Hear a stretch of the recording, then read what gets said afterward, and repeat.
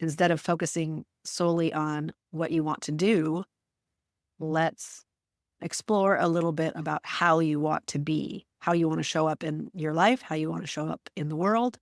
Shifting, it's just a little shift.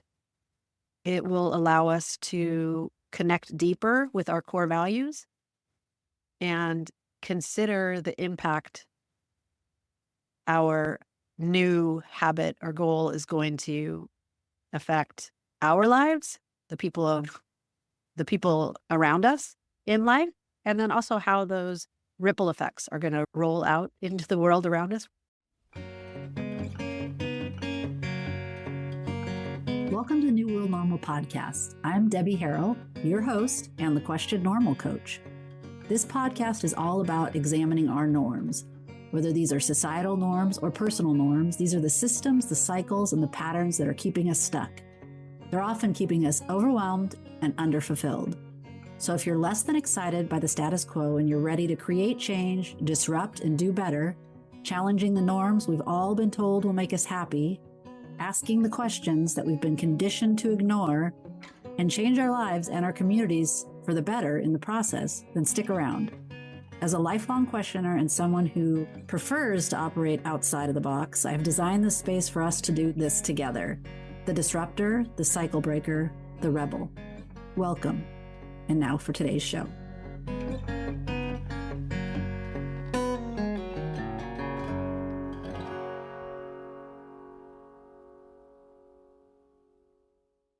Hello, and welcome back to the New World Normal podcast. It's me, Debbie, your host.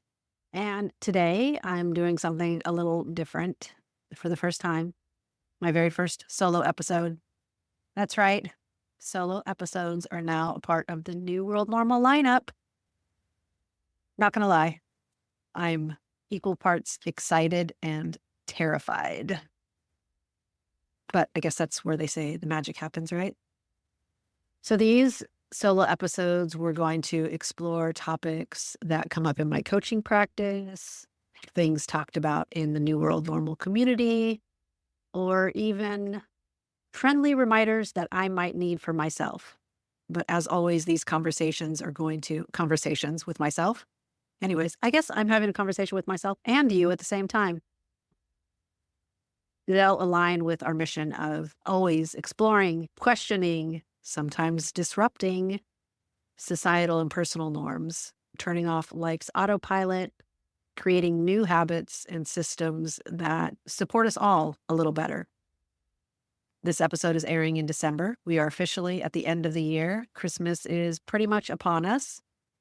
And this is the time of the year that many of us start reflecting and setting resolutions, maybe goals, intention words for that bright, shiny new year ahead. But if we're honest, a lot of times these traditional resolutions aren't always super effective. Why is that? There's probably lots of reasons. A few that come to mind for myself and things that I've witnessed in coaching. Sometimes the goals are too rigid, and sometimes they don't have enough structure. So they might have too much structure and not enough structure. I feel like for the too much structure, it doesn't leave space for us to be human. I always feel it's really important to leave space for a relapse and have a plan. What am I going to do when I fall short? How am I going to regroup and continue on? And then, of course, when you lack enough structure, it doesn't define a clear path on how you're actually going to get to that goal. A lot of times, the goals we set or the resolutions we choose are driven by external ideas of things we should do or things we should want. And many times, and I feel like this is probably the biggest one that gets overlooked, is how they're disconnected from our core values. Let's take the classic example of wanting to lose weight or eat better.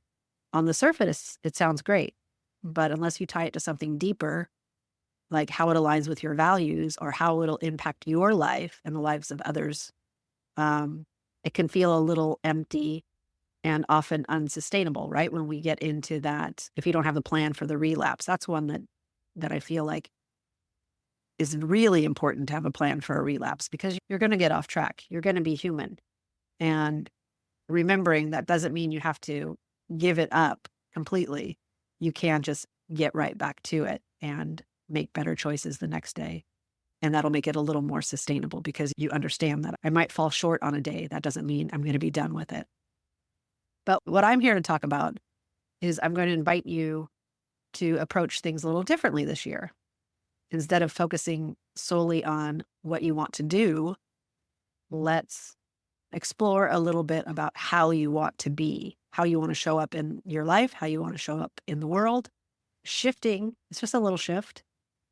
It will allow us to connect deeper with our core values and consider the impact our new habit or goal is going to affect our lives, the people around us in life, and then also how those ripple effects are going to roll out into the world around us. Roll out, do ripples roll? Yeah, I guess they do. So let's go back to the example of wanting to eat better. Beyond the personal benefits of feeling healthier, maybe increased energy, feeling more comfortable in your body, it's also likely going to impact how you show up as a consumer, right? Because if you're eating healthier, you're probably shopping differently. You're not buying the crappy processed foods. You're likely buying more fresh foods, fresh vegetables, produce. That might lead you to recognize the quality of the produce in your grocery store. Maybe you decide to start going to farmers markets. You meet more people in your community. It might open the door of sustainability and environmental impacts that the way we shop had. And that's just some things to think about. And I encourage you when you're thinking about the impact your new goal might have on yourself, your family, your community, and the world. Don't just think about your intended impact, like what you hope the impact will be, because that's great. But often there's unintended impacts. So think of what your intended and your hope impact, but then also think of a few alternative impacts that might not be as obvious.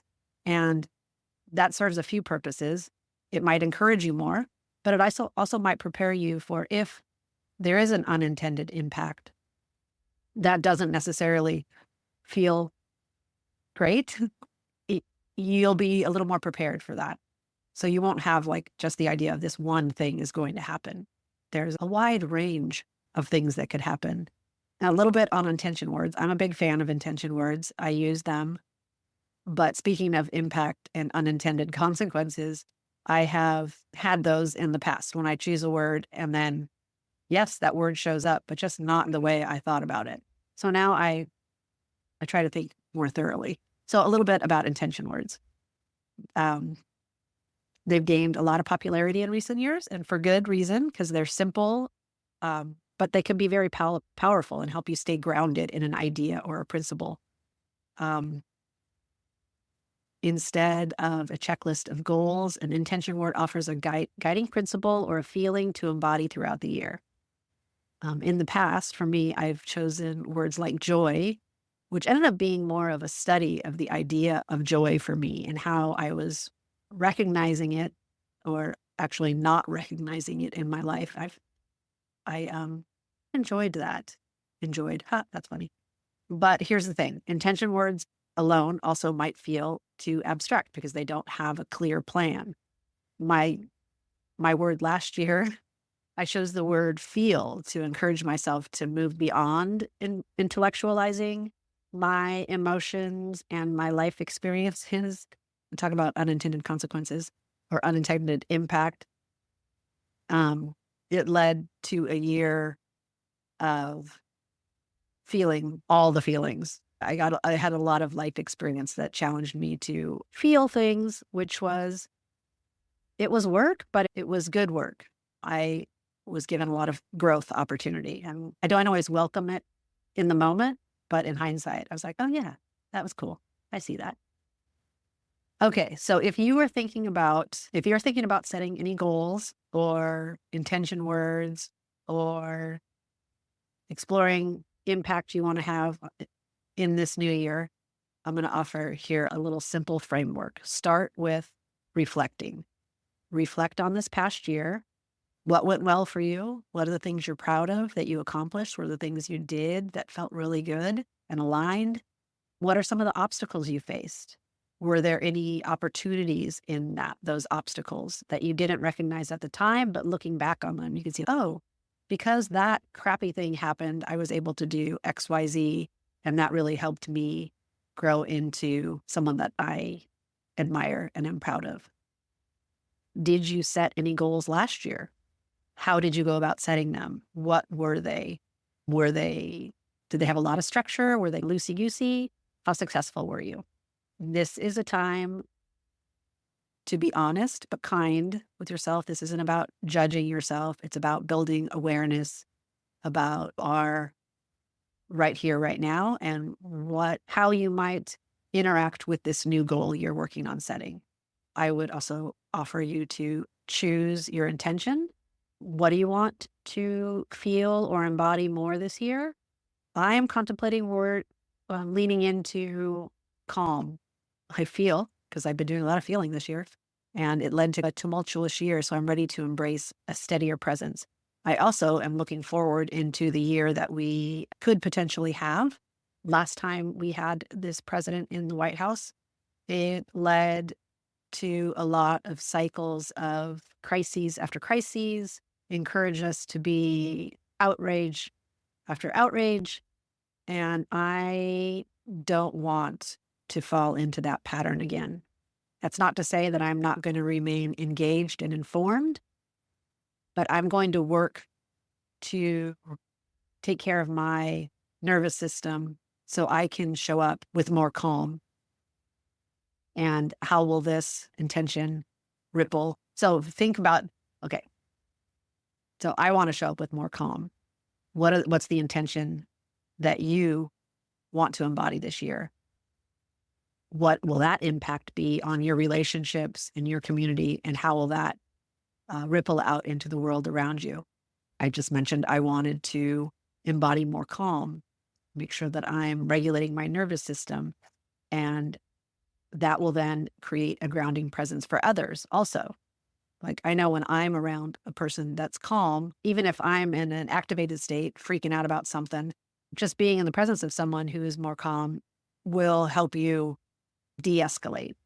And I want to be a de-escalating force in this new year. I feel like there's going to be a lot of escalation of perceived crises and actual crises.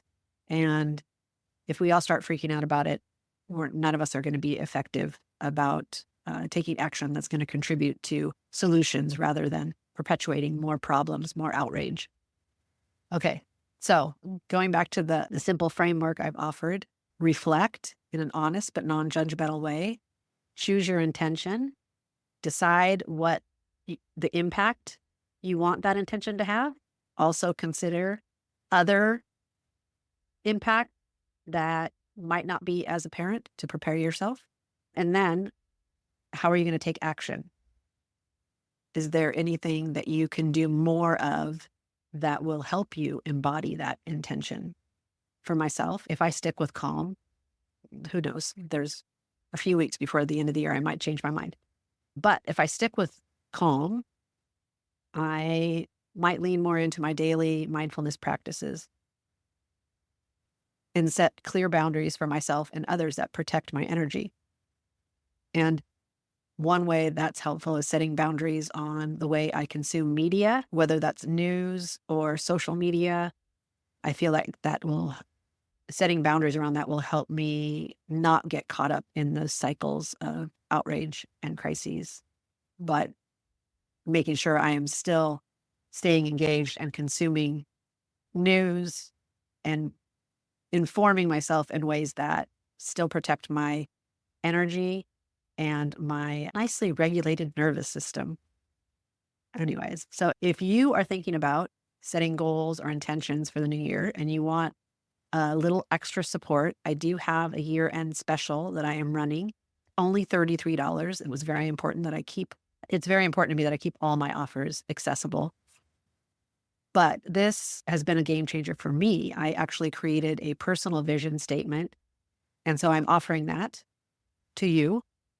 And as I said, it's been a total game changer for me. It's been super grounding, a great reminder of who I am and what it is I'm trying to accomplish in those times when I get a little derailed by life, because life does that. So this would be a roadmap for you to align with your core values. It'll help you in clarifying the impact you're hoping to have on the world around you, and it'll help you stay focused on the things that truly matter to you. It will be a chance for you to go deeper and create a personalized guide for your year ahead. In addition to the personalized vision statement, you will also get 52 affirmations. So that's an affirmation for each week of the new year. Yeah, I think it's really cool. I'm very excited about it. You can, of course, find all the info in the show notes or in my link in bio on my Instagram. So yeah, check it out. And in closing, I just want to remind you that this is about progress, not perfection. As we move into this new year, let's stay grounded in our values, embrace our intention, and focus on the impact we want to create. What kind of world do we want to live in? How are we taking steps to build that world every day and create our normal? And if you do choose an intention word, I'd love to hear about it. Either share it with me on social media. I'm mainly on Instagram. Do show up on TikTok sometimes. And if you're ready to level up with that new personalized vision statement, check it out. It's going to be a permanent offering for me, but it will only be at this $33 until the end of the year. And as always, thank you for being here and choosing to live your life with intention. And let's make 2025 our most impactful year yet. Thank you so much for being here and for listening to the New World Normal podcast. I really appreciate each and every one of you. Hope you enjoyed what you heard today. And if you did, feel free to head over to Apple or Spotify and leave us a review. It's a very easy way to help us get the word out about the show. And if there is anyone in your life who might benefit from hearing the information that we shared today, please send them this episode. Let's get the word out that normal isn't always better. A lot of times it's what's keeping us overwhelmed and underfulfilled. Let's keep questioning it together. Thanks again.